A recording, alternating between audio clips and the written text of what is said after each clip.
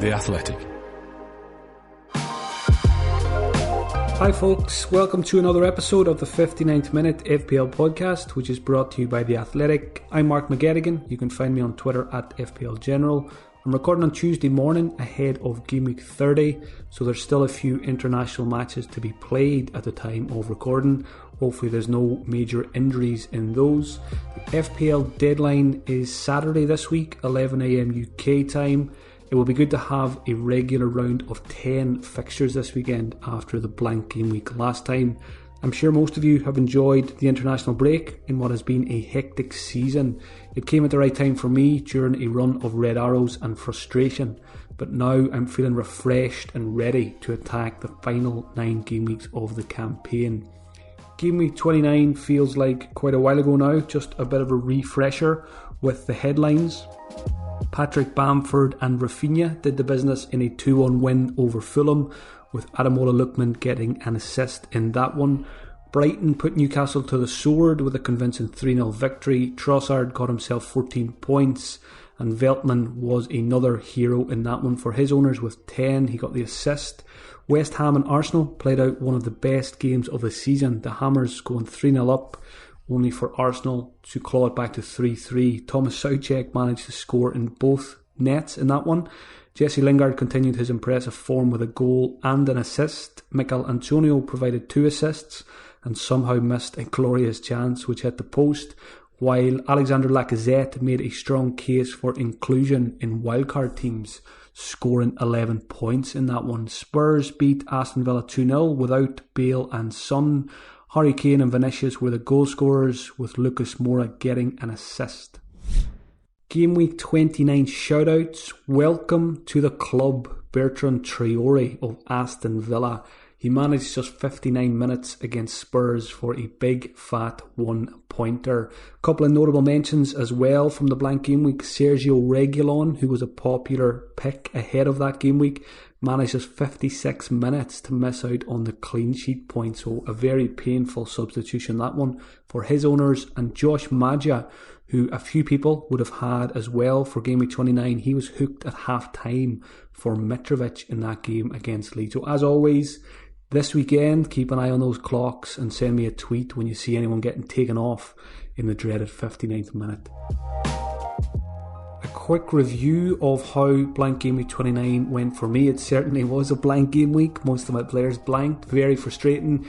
I went into the game week, I used one free transfer. I got rid of James Justin finally, and I brought in Stuart Dallas, who has been amazing for most of the season. But as soon as I own him, he gets a 2-pointer. I ended up with just 7 players because Gareth Bale didn't show up, which was kind of to be expected anyway. But I thought he would get something from the bench at least, but that was frustrating. There's a question on him later, so I'll come back to it. Finished on just 36 points. Absolute nightmare because the free hitters destroyed me. There was lots of managers scoring 70 points and 80 points. So well done if you're one of those.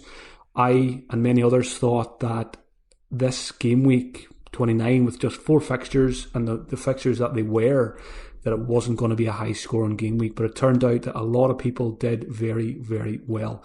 My rank went from 10k to 16k. That is my 5th red arrow on the bounce. So like I said, I was very glad of the international break. It was nice to have a Sunday without a red arrow.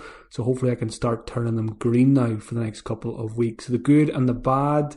The good, Kane captain 14. One thing that has been pretty good in my season is captaincy, and I was determined to improve on that from last season. So I'm happy with that, and I'm determined to continue in the final 9 game weeks of having good returns from those captain picks. Rafinha got 8 and Mikel Antonio got 7, and that was it. Nothing from Melier. Soufal got a nice big 0-pointer for the yellow card and conceding 3 goals. Nothing from Dallas. Bale and Son didn't play, and Ollie Watkins, as he often does, got me 2 points. So I'm looking forward to getting rid of Watkins on my wildcard. A watch list update following game week 29. Players I've removed. Quite a lot of players here are players who had a fixture in game week 29, and that was the only really reason they were on the watch list. I don't really fancy them long term.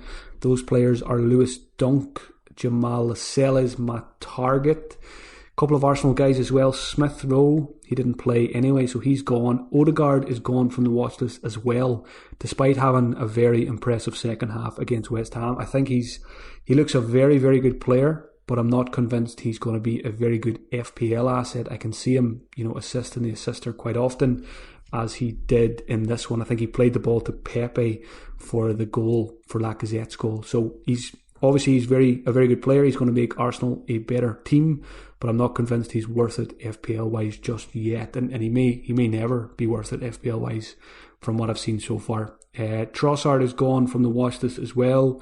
Obviously missed the boat on him. The time to own him was in Gameweek 29, and that was the only reason he was there.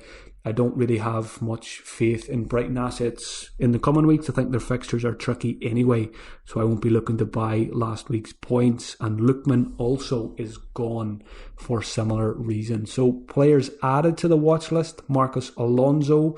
I think he's a very good 1 week punt this week, which I'm going to come to. There's a lot of questions this week. Who's the best 1 week punt for those who are going to wildcard in Game Week 31? I'm going to talk about my wildcard as well. I haven't activated it yet. I may activate it this week, I may not, but I'll come back to that when I come to the transfer section. Alonso is in my thoughts, even though he doesn't start very often. The good thing is when he doesn't start, he tends to get 0 minutes, so I think he's worth the risk with these good fixtures coming up. Patrick Bamford's back on the watch list. Sold him recently as well. He's got Sheffield United this week, so I like him for that one. Lacazette, very impressive against West Ham. I think it was striking that Aubameyang was the one who was substituted when it was 3-2. Arsenal were looking for an equaliser, and it was Aubameyang who was taken off, not Lacazette. So I think that's a good sign going forward for Lacazette as an FPL prospect. And finally added is Thomas Soucek. He's back on the watch list, having been in my team earlier in the season. Last couple of games he's caught my eye. He's getting into the box very often. He's getting goal attempts. As we've seen, got himself on the score sheet against Arsenal. So I just still think he's very good value. I think he's going to be overlooked because Lingard is doing very well. Obviously, you've got Antonio, Cresswell. You've got a lot of good assets at West Ham. But I think Soucek, when I do wildcard, whether it's this week or next week, I think he's actually got a pretty good chance of making it into my squad. That's if I decide not to pick Jesse Lingard. So I do this every couple of weeks. I just do a run through of who exactly is on my watch list across each position. I think I've got about 28 players. I'm just going to list them. There's no particular order of preference here. Goalkeepers, Mendy and Forster. So those are probably the two I'm going to look to for the wildcard. Defenders, Luke Shaw, Rudiger, Alonso, Cresswell. Two Liverpool guys, Trent and Robertson. Tierney, Saiss from Wolves and Dawson at West Ham. Midfielders, Bruno Fernandes, who I would really like to get back for this Brighton game. Kevin De Bruyne, Jota, Havertz, Mount, Grealish, who's now fit again, Neto, Lingard and Soucek. And the forwards on my watch list are Jamie Vardy, his teammate Iheanacho, two Everton guys, Calvert-Lewin and Richarlison, Lacazette, Bamford, Shea Adams, who I think's been pretty good recently, and Chris Wood, who scored in his last two games. Moving on now to the Twitter questions. First one this week comes in from Mark Cram. What to do with Manchester City assets? With the league almost wrapped up, they are likely to focus on the cup competitions, and I'm considering going with no City players and focus on teams with something to play for in the league. Is this too risky, or do you think it is a viable strategy? So my thoughts on Manchester City at the moment are, I think we can start moving away from them. The league is going to be wrapped up pretty soon. Let's be honest, it already is wrapped up. It's just a matter of getting over the line and getting the points that they need. They're in all the cup competitions, so there's going to be lots and lots of rotation. When I wildcard, there's a very good chance I'll have 0 Manchester City assets. That's my thinking at the moment. Obviously, there's Gundogan, who's still very good value. De Bruyne is a big hitting, exciting option if he continues to play the way he has on the last couple of games. Defensively, I'm happy to let Cancelo go because he's a big rotation risk. If any defender's going to stay for me, it's probably Diaz. I may look at Stones as well. I was listening to the FPL Wire. I think one of the guys, Zofar, possibly made a good point about John Stones as well. When Stones doesn't play, good chance he gets 0 minutes. So he's a bit like Alonso. So Stones could be worth it for that reason if you want to save a bit of cash But to me, Diaz is still the safest option, who will probably play the most games out of the Man City outfield asset. So my feeling is I've got 3 at the moment. I've got Diaz, Cancelo, Gundogan. I'm going to move away on the wild card. I think at most, I probably should say 2 at most, because I may end up deciding to keep Gundogan because he's been good to me and I still think he's very good value. Diaz could stay. Cancelo will definitely go, but I think most likely I'll have 1 or 0. So 1, it'll be Diaz or Stones, and I think I'll probably go 0 because I really want to enjoy the final 9 game weeks of the season. And one thing I want to reduce as much as possible is Pep roulette. I don't want to be sweating over the Man City team sheet. I don't mind sweating over players like Alonso. Because when he does play, he can be absolutely massive, and he's unlikely to play any minutes. Where if you go for a Gundogan or a De Bruyne or Sterling, you can get 10 or 15 minute appearances here and there for 1-pointers, which is very frustrating. So I agree with Mark here. I think it's time to move away from the City guys, get players who we know are going to play every week. There's plenty of them. There's plenty of teams who still have something to play for around those European spots as well. Your Liverpools, your West Hams, Chelsea's, Manchester United's, Leicester's. Those are the teams I'll be looking at rather than Manchester City when it comes to my wildcard picks. Question from Alan Bilham. Do we keep Bale and Son this week for Newcastle away? So obviously with Son, it depends on a positive update on his fitness. So hopefully we get that on Friday in the press conference, or Thursday, whenever it is. So I've got both. I've got Bale, Son and Kane. And my current thinking, if I don't wildcard this week, is just to keep all of them. Obviously Kane stays, and Kane will be the captain for me, I think. I know he will be. I'm not going to change my mind on that one. Son, if he's fine, obviously he stays. Newcastle away is a pretty good fixture given how poor they were against Brighton. Bale is the big question mark. Obviously 0 minutes in the last game week. Will it happen again? Will he be on the bench and get 10 or 15 minutes? Or will he start? So I think, particularly for those of us who are going to wildcard, if we're going to wildcard next week in Game Week 31, I think it's worth keeping Bale. You can view him as a 1 week punt. If he doesn't play and he gets 20 minutes, it's not the end of the world. But I think the possible upside outweighs that scenario. If Bale does start against Newcastle, he could get a brace in that game or a couple of assists, and it's worth keeping him. So I'm going to use my transfer elsewhere. I think I'm going to keep Bale. I think I'm going to keep him in my starting 11 and just hope that he does get that start. Next question is from FPL Dude. Do we keep Leeds assets like Rafinha, Dallas and Bamford after game week 30? So Leeds have a fantastic fixture this week against Sheffield United, so do not sell any of them this week. Looking further ahead, it's tricky. The 3 after that, Manchester City, Liverpool and Manchester United. So I think Leeds are a bit like Man City. I think we can move away from them. You might want to keep one, and I think if you're keeping one, it's got to be Rafinha or Bamford, coming down to personal preference. Looking at those fixtures, there's not going to be many clean sheets, you would imagine, for Stuart Dallas, so I think you can lose him. When it comes to Rafinha versus Bamford, I'm still in the Rafinha camp at the moment. I just think he is a better player and he's got more routes to points. I'm going to talk about Bamford in a question later because he's actually one of my regrets this season, selling him a couple of times. So it's worth noting as well, though, if you are moving away from Leeds players, you might want to factor in, you might want to bring them back later because the final 3 games of their season is Burnley, Southampton, West Brom. So I think you keep 1 Leeds player.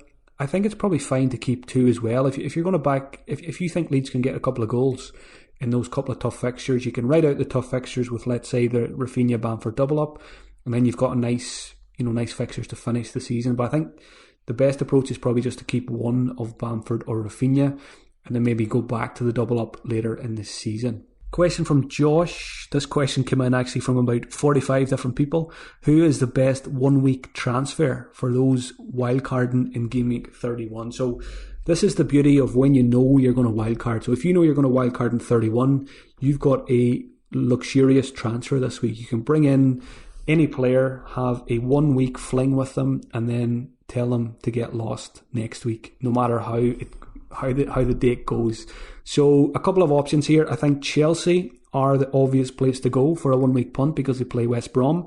So you've got Marcos Alonso, who I think has a good chance of starting this one. I like Havertz as well. I don't just like Havertz as a 1 week punt. I like him for the final stretch of the season as well. So those two I think are the standout 1 week punts from Chelsea. If you don't own Bamford or Rafinha, I think they're just as good for 1 week punts this week as well. Likewise, Bruno Fernandes, I don't own him. I would love to get him in. If I could do Bale to Bruno for free, I would, but I can't because I don't have enough cash. Luke Shaw, I think, is a decent 1 week punt against Brighton, but I probably would favour a Chelsea defender. And if you don't own Heung-min Son, and if he's past fit, that's a pretty good 1 week punt as well against Newcastle. Obviously, I wouldn't take a 1 week punt on Bale if you don't own him. I think it's okay to keep him if you have him, but I don't think you buy him now given what happened previously. And finally, for 1 week punts, Calvert-Lewin and Richarlison, both, they play Crystal Palace at home. So if you're looking for a striker for 1 week, I think those two guys are pretty good as well. But for me, I'm leaning towards Chelsea. If I'm going to make one free transfer this week, rather than wildcarding, I think it'll be either Alonso or Havertz. And I'll come back to that in the transfer section. Question from Yusuf.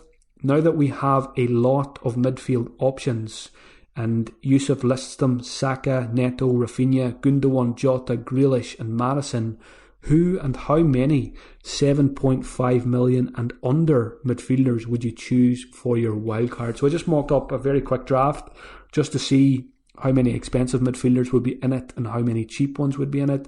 And I think if I was wildcarding this week or next week, I don't think the teams will be that much different this week and next week for wildcarders. I think Bruno would be definitely in, and I think I would have one more premium midfielder for squad structure. So it's got to be one of Salah, De Bruyne or Heung-min Son.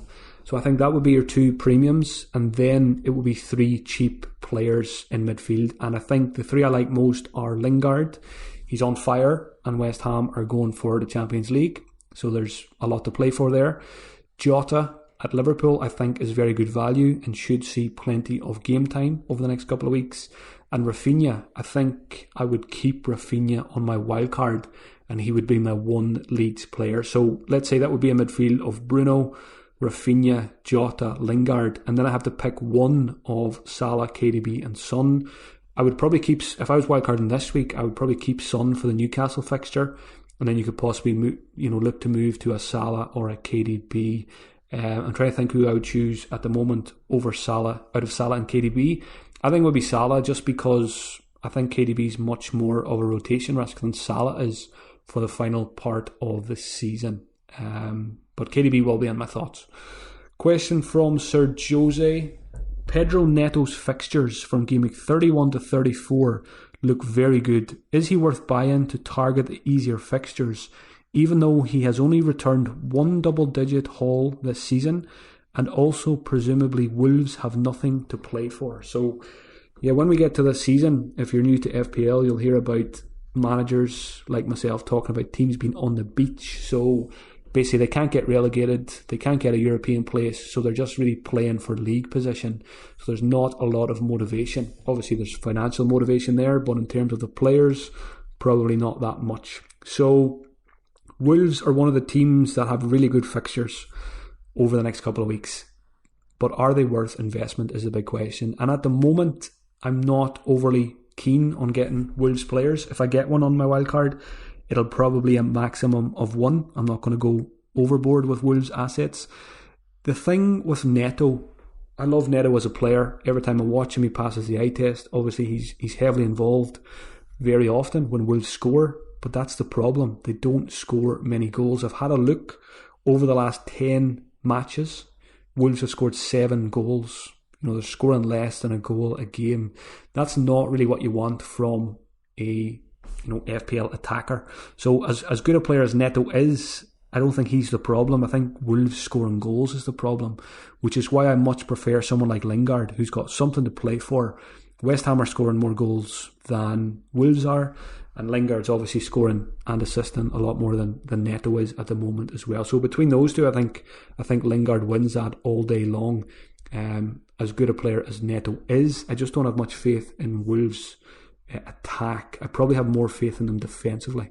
Jonathan Thompson comes in here with a related Wolves question. Is it time for a Wolves defender The next 3 fixtures for them look excellent, but can we trust them? And if so, is Saiss the best option, or do we keep the Wolves from the FPL door? I like that. So Jonathan mentions here the next 3 fixtures are really good. I've had a look at the fixtures, and I think the next 6 are really good for Wolves. West Ham, obviously not the easiest fixture this week, but then it's very nice. Fulham, Sheffield United, Burnley, West Brom, Brighton. On paper, out of those 5 games, Wolves should keep 3 or 4 clean sheets. Now, obviously depends on their motivation and a couple of other factors. Jonathan asks, is Saiss the best option? I think he is. Connor Cody has been posting much better numbers recently in terms of goal attempts, but I think the price is very similar, and Saiss has been a big goal threat for a couple of seasons now, whereas Cody, it's all new to him. It's he ventured into the box for the first time recently. He got himself a couple of goals, but I've got much more faith in Saiss in the opposition penalty area when it comes to Cody versus Saiss. So if I go for a Wolves defender on wildcard, it will be Saiss, and I probably won't be giving that too much thought. I don't think I'll be doing any comparisons between Saiss and Cody. I'll just be going off gut instinct that when I watch Wolves, and over the last couple of seasons, Saiss is one of the biggest threats when it comes to centre-backs in the Premier League. So he's the one I will be going for most likely. Question from Johnny. Who are your wildcard essentials? So I had a look at this, and I don't think there's too many essential players at the moment. I mean, there's never too many essential players in FPL, but if I had to call it now, let's say I don't wildcard this week and I decide to wait until next week, who do I think has the best chance of being in that squad? I think Mendy as my goalkeeper and Forster as my sub-goalkeeper. I'm pretty sure that's the double up I will go for. I'm pretty sure I will also have a Chelsea defender for the defensive double up with Mendy. Question is, which one? Do you go safe with Azpilicueta, Rudiger, or do you go for the exciting option in Alonso or someone like Chilwell or Reece James? At the moment, I'm leaning towards just playing safe. If you're going double Chelsea defence and you want to get double clean sheets week after week, you want to have guys who play every week. So something like Mendy and Azpi or Mendy and Rudiger is probably the most likely way I will go. I'm not ruling out a triple up in defence for Chelsea though. May go something like Mendy, Azpilicueta, Rudiger, or maybe throw in Alonso as the exciting pick and just have a good first sub. So Mendy, Forster, Chelsea defender, Bruno Fernandes and Harry Kane. I think those are probably the only locked in picks for me at the moment. Bruno and Kane, the 2 most reliable premium assets at the moment. Both players are very good for the captain's armband between now and the end of the season. Question from Spuds. If you could have done one thing differently this season, what would it have been? Good question. I always welcome questions like this that are a bit different to the usual, captaincy and transfer questions. So someone rightly commented back to Spuds here that surely he's going to say not getting Aaron Ramsdale in game week 1. Absolutely. I think I'd be in a much better position if I had a better goalkeeper in FPL for the first 10, 12 game weeks, whatever it was. The other one for me that comes to mind is Patrick Bamford. I got on Bamford early in the season, which was the right thing to do, but I've jumped off him twice now, and he's punished me both times. So there was a period, I think around game week 21 to 24, where I didn't have him for 3 game weeks and he scored 15, 5 and 6. I didn't have him for blank game week 29, which hurt a lot. He got 11 points, and now he's got Sheffield United this weekend and I don't have him again unless I wildcard him in. So that's probably going to hurt even more. He's a very highly owned player, and quite simply he's just a very, very good value FPL pick this season. And when I reflect on my season, one of the things I will probably highlight is, I got on Bamford pretty early. I viewed him as a season keeper for a long time. So why did I change my mind on that? I probably got overexcited by possible double game weeks for players like Calvert-Lewin was probably the one I lost him for initially. So I just think when you've got a very good asset like Bamford, he is a season keeper really, and I really should have kept him.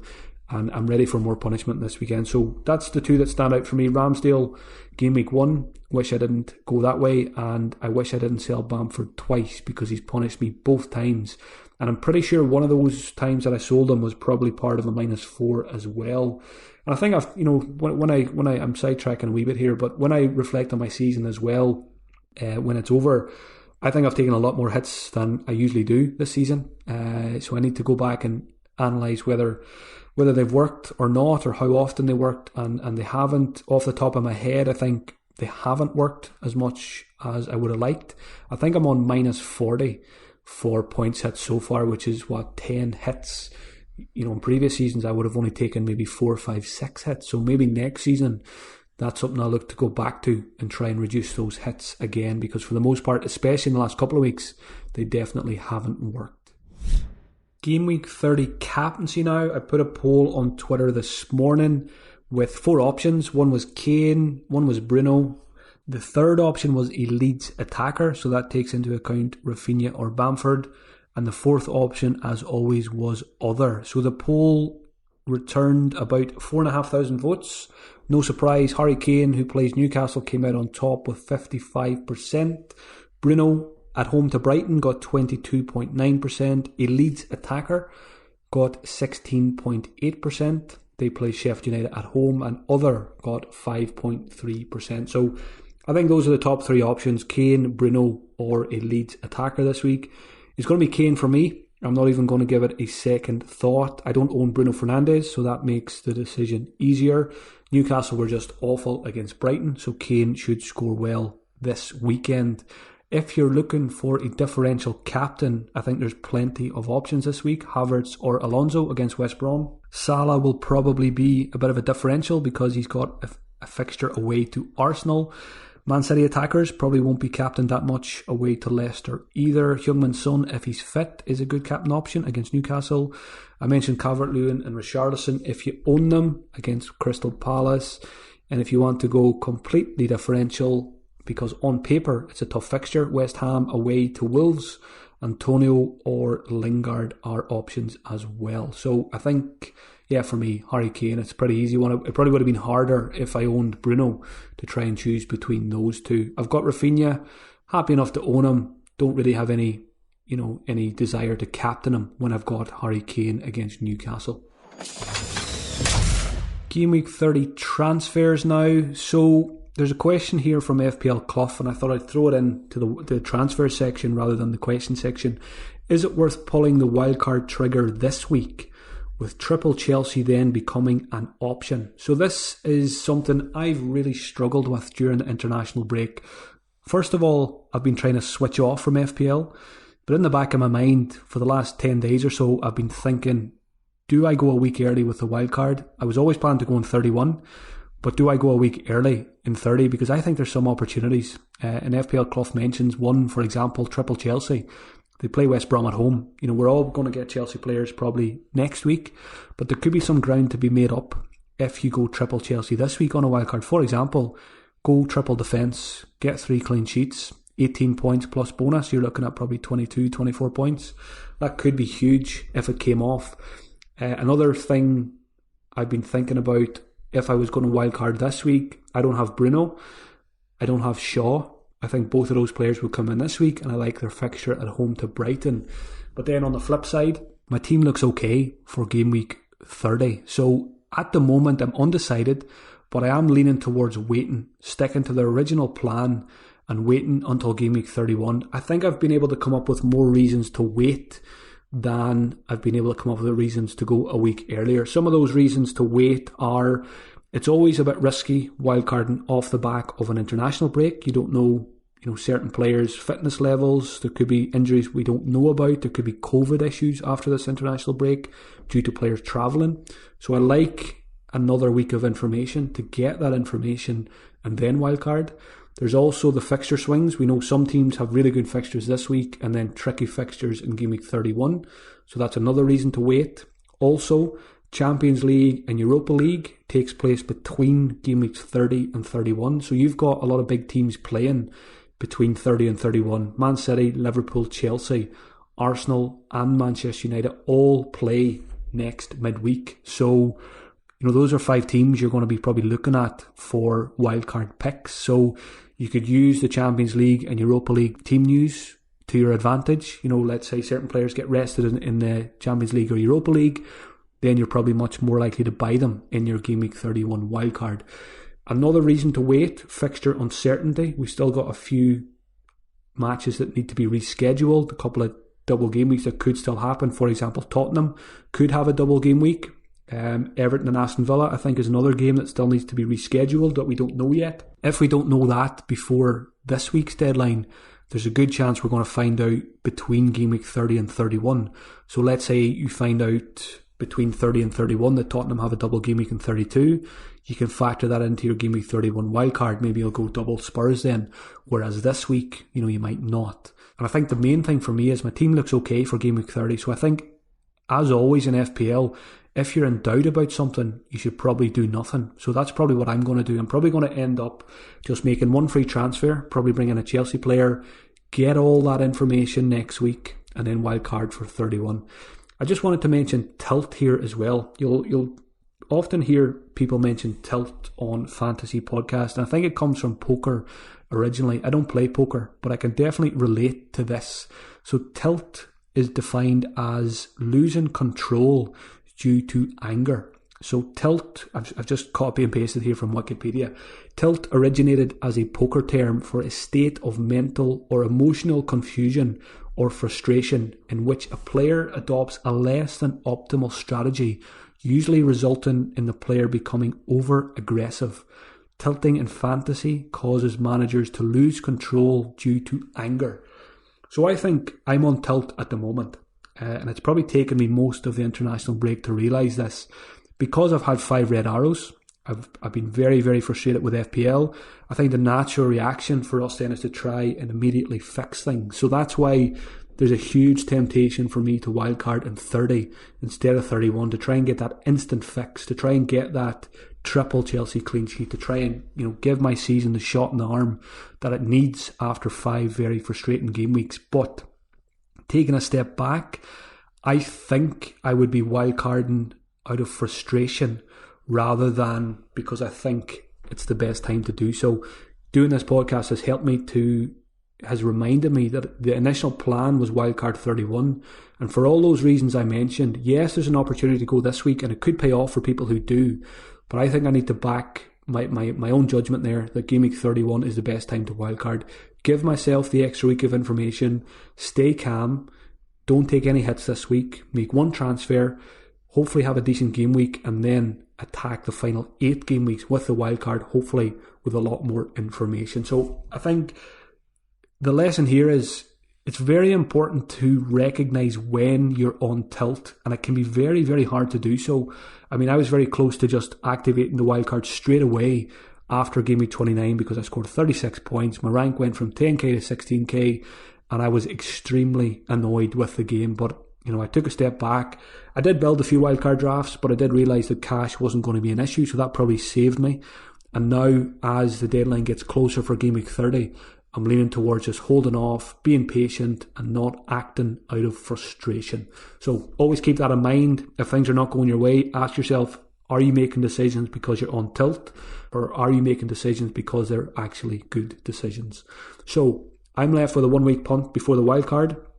Most likely, I will get rid of Cancelo for Marcus Alonso. I could go for Luke Shaw, but I think the Chelsea fixture is better for a clean sheet, and I just love Alonso. Nostalgic reasons. Bring him in, 1 week fling. Hopefully he gets a clean sheet, a goal, 3 bonus, 15 points, and then possibly keep him on the wildcard. It'd be pretty hard to sell him if he scores you 15 points. So I think Alonso is as good as anyone as a 1 week punt. Yes, he may not play, but I've got a decent bench this week. I think at the moment my bench is Watkins, Soufal, Loughton. So if Bale doesn't turn up, I'll get Watkins off the bench. And if I was to buy Alonso and he didn't turn up, I get Soufal off the bench, which I don't mind because I fancy, I think West Ham can get a clean sheet against Wolves, like I said earlier, who don't score many goals. So most likely for me, Cancelo to Alonso. The other option would be Gareth Bale out for Havertz. But like I mentioned earlier, I think if you own Bale and you're going to wildcard next week anyway, just keep him, say a couple of prayers, hopefully he starts and does some damage. Thank you for taking the time out of your week to listen. Please give it a retweet on Twitter if you enjoyed it, and leave a review and 5 stars on whatever platform you're using to listen. If you'd like to hear more podcasts from me before the deadline, check out patreon.com/FPL General. Best of luck to you all for Gameweek 30. I'll be back next Tuesday to preview Gameweek 31 and talk about wildcards. Now, if I do change my mind and decide to wildcard this week, I'll tweet about it, so keep an eye on FPL General Twitter.